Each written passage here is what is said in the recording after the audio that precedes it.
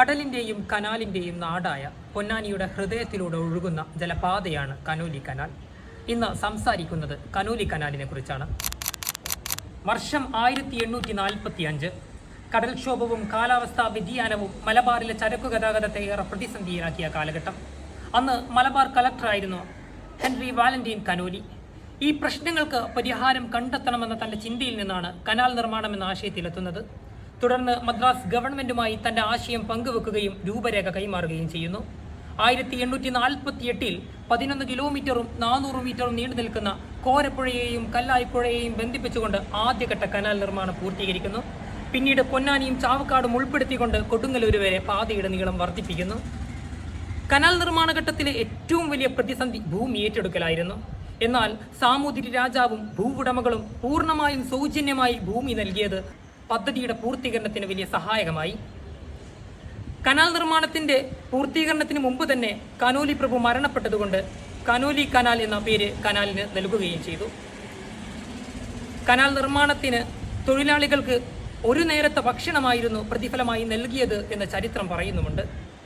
കനാലിന്റെ വരവോടെ പൊന്നാനിയും കോഴിക്കോടും പോലെയുള്ള തീരദേശ നഗരങ്ങളിലേക്ക് ഇന്നത്തെ പോലെ വാഹനങ്ങളുടെയോ റെയിൽവേ സംവിധാനങ്ങളുടെയോ സൗകര്യങ്ങൾ നന്നേ കുറവായിരുന്ന കാലഘട്ടത്തിൽ ഉൾനാടൻ ഗ്രാമങ്ങളിൽ നിന്ന് നെല്ലും സുഗന്ധവ്യഞ്ജനങ്ങളും തേങ്ങയും അടക്കം ഒട്ടേറെ സാധനങ്ങൾ വളരെ എളുപ്പത്തിൽ കൊണ്ടുവരാൻ കഴിഞ്ഞു. അതുപോലെ വിദേശ രാജ്യങ്ങളിൽ നിന്നെത്തിയ വിദേശ ഉൽപ്പന്നങ്ങളും പാത്രങ്ങളുമെല്ലാം വളരെ എളുപ്പം ഉൾനാടൻ ഗ്രാമങ്ങളിലേക്കും എത്തിത്തുടങ്ങി. ചുരുക്കത്തിൽ പല കടവുകളും പിൽക്കാലത്ത് വ്യാപാര കേന്ദ്രങ്ങളായി മാറി എന്നതാണ് ചരിത്രം. കനാലിന്റെ ഏറ്റവും വലിയ ഗുണങ്ങൾ നേടിയെടുത്തവർ കർഷകരായിരുന്നു. കർഷകർക്ക് കൃഷിക്ക് ആവശ്യമായ വെള്ളം കനാലിൽ നിന്ന് ഉപയോഗപ്പെടുത്താൻ കഴിഞ്ഞിരുന്നു. അതുപോലെ കാർഷിക മേഖലയിലേക്ക് വിത്തും വളവും കനാലിലൂടെ കൊണ്ടുവന്നിരുന്നു.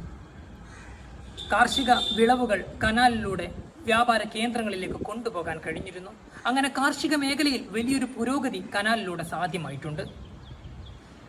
വിദ്യാഭ്യാസപരമായ ആവശ്യങ്ങൾക്കും മറ്റും ആളുകൾ പൊന്നാനിയെയും കോഴിക്കോടിനെയും ആശ്രയിച്ചിരുന്നത് കനാലിലൂടെയാണെന്നും ചരിത്രം പറയുന്നു. മത്സ്യബന്ധനത്തിന് വലിയ സാധ്യതകളായിരുന്നു കനാൽ തുറന്നു നൽകിയത്. എന്നാൽ റോഡ് ഗതാഗതവും റെയിൽവേ സംവിധാനങ്ങളും കൂടുതൽ വ്യാപകമായതോടുകൂടെ ചരക്കു ഗതാഗതം പൂർണ്ണമായും ജലപാതകളിൽ നിന്ന് ഉപേക്ഷിക്കപ്പെട്ടു. ഇന്നും കോഴിക്കോടിൻ്റെയും പൊന്നാനിയുടെയും ഹൃദയഭാഗങ്ങളിലൂടെ കനോലി കനാൽ ഒഴുകുന്നുണ്ട്. പക്ഷേ മലിനജല ചാലുകളായിട്ടാണെന്ന് മാത്രം. പല സ്ഥലങ്ങളും കയ്യേറ്റങ്ങൾക്ക് വിധേയമായിട്ടാണെന്ന് മാത്രം. കനാലിൻ്റെ ഏറ്റവും വലിയ ശാപം പ്ലാസ്റ്റിക്കുകളും ഗാർഹിക മാലിന്യങ്ങളും അറവു മാലിന്യങ്ങളും കനാലിലേക്ക് എറിയുന്നവരാണ്. കനാലിൻ്റെ പരിസരങ്ങളിൽ താമസിക്കുന്നവർ ഇന്ന് നേരിടുന്ന ഏറ്റവും വലിയ പ്രതിസന്ധി കൊതുക് ശല്യവും പാമ്പ് വർധനവും അതുപോലെ തന്നെ വലിയ വൃത്തിഹീനമായ വാസനകളുമാണ്. ഈ പ്രശ്നങ്ങൾക്കെല്ലാം കൃത്യമായ പരിഹാരം നമ്മൾ കണ്ടെത്തേണ്ടതുണ്ട്. ഇനിയും കനാലിൻ്റെ ദുരവസ്ഥ നമ്മൾ കണ്ടില്ലെന്ന് നടിക്കുകയാണെങ്കിൽ കർണാടകയിലെ ബാംഗ്ലൂരിലെ ബല്ലന്തൂർ തടാകത്തിൻ്റെ സ്ഥിതിയായിരിക്കും നമ്മുടെ കനാലിനെയും തേടിയെത്തുന്നത്. എന്താണ് ബല്ലന്തൂർ തടാകത്തിൽ സംഭവിച്ചത്? നഗരത്തിലെ മാലിന്യങ്ങളും രാസമാലിന്യങ്ങളും വളരെയേറെയാണ് ബല്ലന്തൂർ തടാകത്തിലേക്ക് തള്ളിയത്. തുടർന്ന് വലിയ വിഷപ്പുകയും തീപിടുത്തവും തടാകത്തിൽ രൂപപ്പെട്ടതെന്ന് നമ്മൾ കണ്ടതാണ്. ഇതേ സ്ഥിതിവിശേഷത്തിലേക്കാണ് നമ്മുടെ കനോലി കനാലും സഞ്ചരിക്കുന്നത്. ഈ പ്രശ്നങ്ങൾക്ക് പരിഹാരം കണ്ടെത്തേണ്ടതുണ്ട്. അതിന് നമ്മൾ ഒരുമിച്ച് കൂട്ടായ പരിശ്രമങ്ങളിലൂടെ പരിഹാരം കണ്ടെത്തണം. കൃത്യമായ ബോധവൽക്കരണം ജനങ്ങളിലേക്ക് എത്തിക്കുന്നതിന് വേണ്ട നടപടികൾ സ്വീകരിക്കേണ്ടതുണ്ട്. അതുപോലെ പ്ലാസ്റ്റിക്കുകൾ ആരാണോ കനാലിലേക്ക് എറിയുന്നത് അവർക്കെതിരെ കൃത്യമായ നടപടികൾ എടുക്കാൻ നമ്മുടേതായ സഹകരണങ്ങൾ നമ്മുടെ ഭാഗത്തു നിന്ന് ഉണ്ടാകേണ്ടതുണ്ട്. അതുപോലെ കനാലിൻ്റെ പരിസരത്ത് ജീവിക്കുന്നവരും പാരിസ്ഥിതിക സ്നേഹികളും 1 മാസത്തിലോ 3 മാസത്തിലോ 5 മാസത്തിലോ അങ്ങനെ ഏതെങ്കിലും ഒരു സമയങ്ങളിൽ കനാലിനെ ശുചീകരിക്കുക എന്ന പ്രവർത്തനങ്ങളിൽ സജീവമാവുകയാണെങ്കിൽ കനാലിന് നൽകുന്നത് വലിയ പുതുജീവനായിരിക്കും. അതുപോലെ കനാലിനെ കൂടുതൽ സജീവമാക്കുന്നതിന് വേണ്ടി കനാലിൻ്റെ ഇരുവോരങ്ങളിലും യാത്രാ സൗകര്യങ്ങൾ ഒരുക്കുക, നടപ്പാതകൾ സജ്ജീകരിക്കുക, കഫേകളും പാർക്കുകളും സജ്ജീകരിക്കുക തുടങ്ങി ജനകീയമാക്കാൻ എന്തൊക്കെ നടപടികൾ നമ്മുടെ ഭാഗത്ത് നിന്ന് നടത്താൻ കഴിയുമോ അത്തരത്തിലുള്ള പ്രവർത്തനങ്ങളിൽ നമ്മൾ കൂടുതൽ ശ്രദ്ധ ചെലുത്തുക. ഇതിലൂടെ നമ്മുടെ കനോലി കനാലിനെ പൂർണ്ണമായും ജനകീയമാക്കാൻ കഴിയും. വിനോദസഞ്ചാരികളെ കനാലിലേക്ക് കൂടുതൽ ആകർഷിക്കുന്നതിന് വേണ്ടി ബോട്ടിംഗ് സംവിധാനങ്ങൾ കൊണ്ടുവരാൻ കഴിയും. ഇത്തരത്തിൽ നമ്മുടെ കനോലി കനാലിനെ പഴയ പ്രതാപത്തിലേക്ക് എത്തിക്കാൻ എന്തൊക്കെ നമുക്ക് ചെയ്യാൻ കഴിയും അത്തരത്തിലുള്ള പ്രവർത്തനങ്ങളിൽ നമ്മൾ കൂടുതൽ ശ്രദ്ധ ചെലുത്തേണ്ടതുണ്ട്. നിലവിൽ കോഴിക്കോട് കനോലി സിറ്റി എന്ന് പറയുന്ന 1000 കോടി രൂപയിലേറെ ചിലവഴിച്ചുകൊണ്ടുള്ള മഹാപദ്ധതി നടപ്പാക്കാൻ സർക്കാരുകൾ ശ്രമിക്കുന്നുണ്ട്. ഇത്തരം പദ്ധതികൾ സ്വാഗതാർഹമാണ്.